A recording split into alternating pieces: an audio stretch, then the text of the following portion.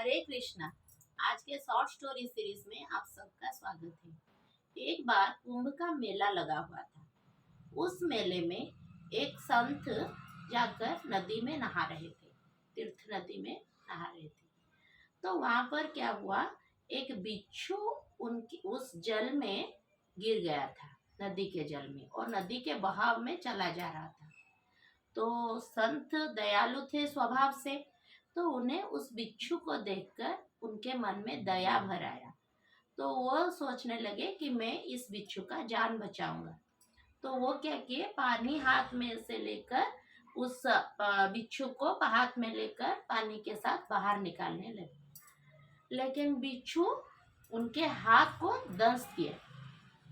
तो बिच्छू का दंशन बहुत ही भयानक होता है, बहुत कष्टदायक होता है। तो जब बिच्छू का दंशन हुआ तो झट से संत क्या किए, उस बिच्छू को छोड़ दिए। फिर बिच्छू जाने लगा पानी में, लेकिन संत फिर से उसे लाने लगे और बिच्छू डंक मार के निकल जाता और फिर संत उसको लाने में लग जाते। आसपास के लोग ये सब देख रहे थे। तो अंत में 32 बार की चेष्टा के बाद अंत में संत उस बिच्छू को बचाने में सक्षम हुए।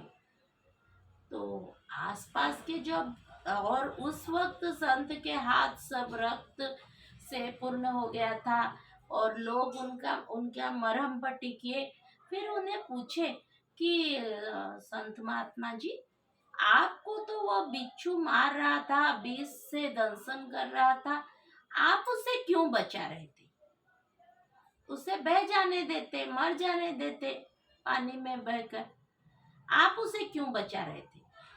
तो संत ने जो जवाब दिया ना, वो हमारे लिए एक बहुत बड़ी शिक्षा की विषय है। संत जवाब दिए कि देखिए, बिच्छू का प्रकृति ही दुष्ट है, वो दंशन ही करता है।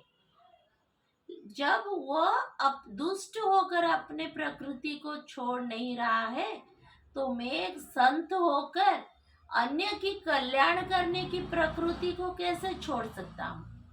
तो इसीलिए वह अपने प्रकृति में अड़ा रहा और मैं अपने प्रकृति में।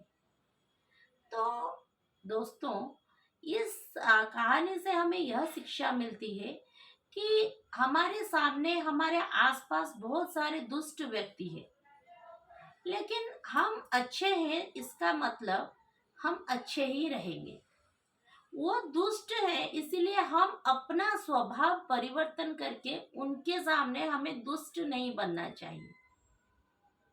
और एक बात, मैं अच्छी बात आपको बताती हूँ, कभी कभी हमारे मन में रिवेंज लेने की इच्छा होती है, प्रतिशोध की भावना आ जाती है, क्योंकि हमारे जो सामने जो व्यक्ति है वो हमारे साथ बहुत बुरा बर्ताव करता है। तो आप एक चीज मान लीजिए, अगर आप रिवेंज ले लेंगे ना, तो जो प्रकृति है वह बोलेगी कि मुझे तो छुट्टी है, क्योंकि यह व्यक्ति उस खुद का रिवेंज ले रहा है।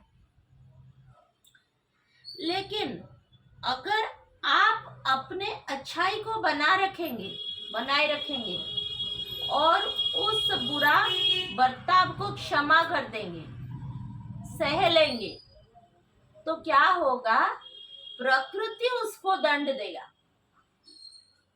ये आप जान लीजिए।